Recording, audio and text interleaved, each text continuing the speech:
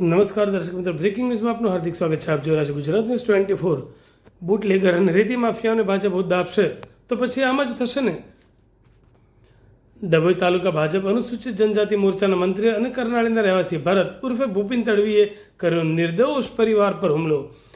ભરત ઉર્ફે ભૂપિન તડવી ડભોઈ તાલુકાના કરનાળી ગામે ગેરકાયદે રેતી ઉલેચવાનો તેમજ પોલીસના આશીર્વાદથી વિદેશી દારૂનો વેપલાનો ધંધો કરે છે.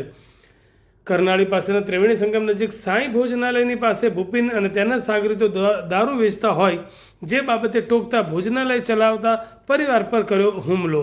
ભૂપિન તડવી અને તેના સાથી મિત્રોએ ભોજનાલય ચલાવતા રમેશભાઈ સુખાભાઈ તડવી, નયનાબેન તડવી અને તેમનો પુત્ર રસિક તડવી અને મુકેશ તડવી પર ગળદા પાટુથી કર્યો હિંસક હુમલો.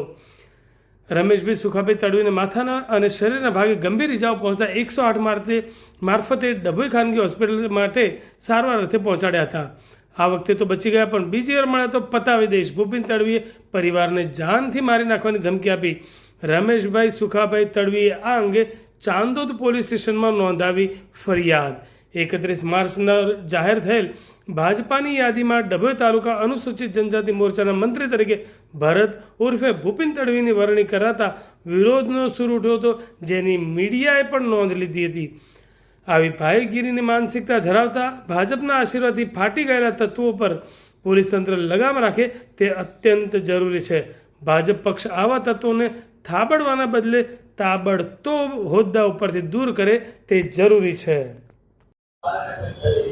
મારી મમ્મી મારા પપ્પા હોટલે હતા.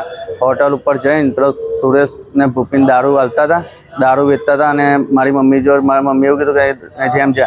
મમ્મીને એવું કહેવા માંડ્યું કે તું અહીં શું છે એમ છે કે મમ્મી જો માથાજી કરતો હતો અને મમ્મીને મારવા ઊભા થઈ ગયા. અને ભૂપિન ને સુરેશ થઈને મારી મમ્મીને મારા પપ્પાને માથાના ભાગમાં ઝાપટ મારી દીધી છે. હળિયા અને ઝાપટને પાઇપો લઈને આવી ગયા હતા.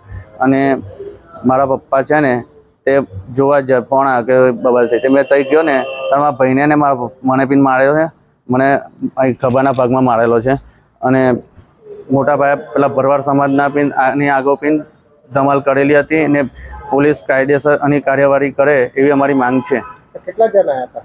એ લગભગ 10-12 જણા હતા. કેટલા જણને વાગ્યું? અમને 4 જણને માર્યા હતા. કઈ આવ્યા છો અત્યારે? અત્યારે અહીં પ્રમુખ સ્વામીમાં દવાખાનામાં. શું કહે છે ડૉક્ટર? ડૉક્ટર એવું કહે છે કે પોલીસ આવે એટલે તમને એનું કહીએ. અગાઉ બી આવે અગાઉ આ વ્યક્તિને બનેલું છે. ભરવાડ સમાજ છે ને એમને બી આવી રીતે ધમાલ કરીને ભરવાડ સમાજને માર્યા હતા.